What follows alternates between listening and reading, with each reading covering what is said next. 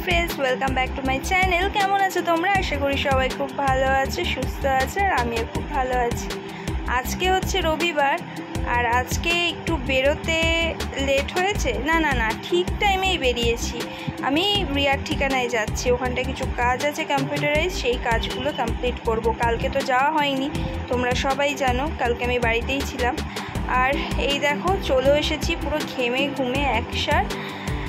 আর তাড়াহুড়ো করে চলে আসতে হয় এই কাজের দিদিটার জন্য, ও ঠিক টাইমে একদম আসে না জানো তো। এই যে চলে এসেছে আজকে প্রায় 10:30 পৌনে 11টা নাগাদ চলে এসেছে। ওর আসার কথা হচ্ছে 11টা, প্রায় ও 10:30টায় চলে এসেছে।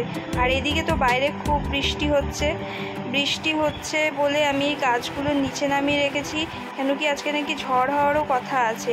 আর আমি তো এখান দিয়ে বেরিয়ে যাব তাড়াতাড়ি, কাজ শেষ হয়ে গেছে তো বেরিয়েও পড়েছি আমি।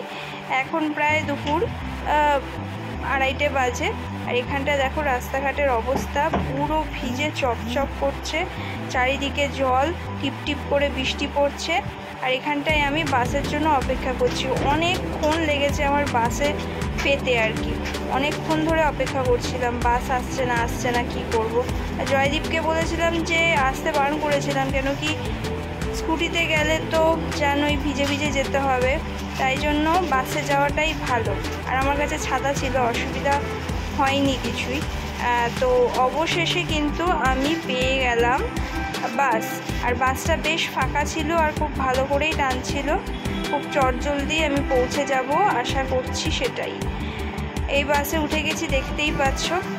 আর অবশেষে বাড়িতে পৌঁছে গেছি।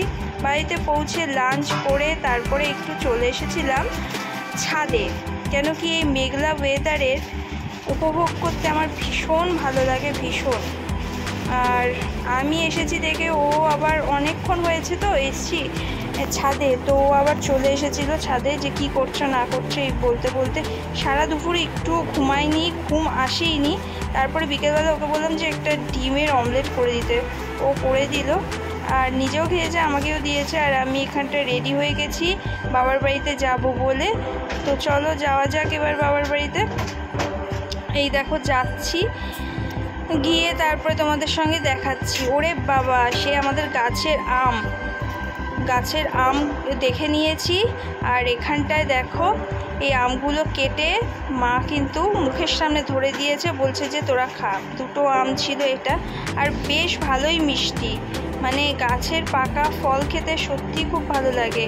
আর এখানটায় চাউমিন করব বলে মা এটা সেদ্ধ বসাচ্ছে, কেটে কুটে সব আমাকে জোগাড়ে দিয়ে দিয়েছে।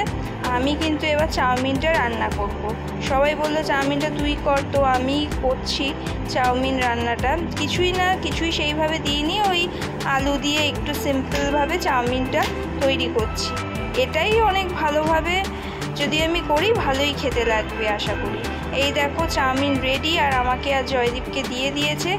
এই ছিল আজকের কাহিনী। কেমন লাগলো ভিডিওটা জানাতে ভুলো না।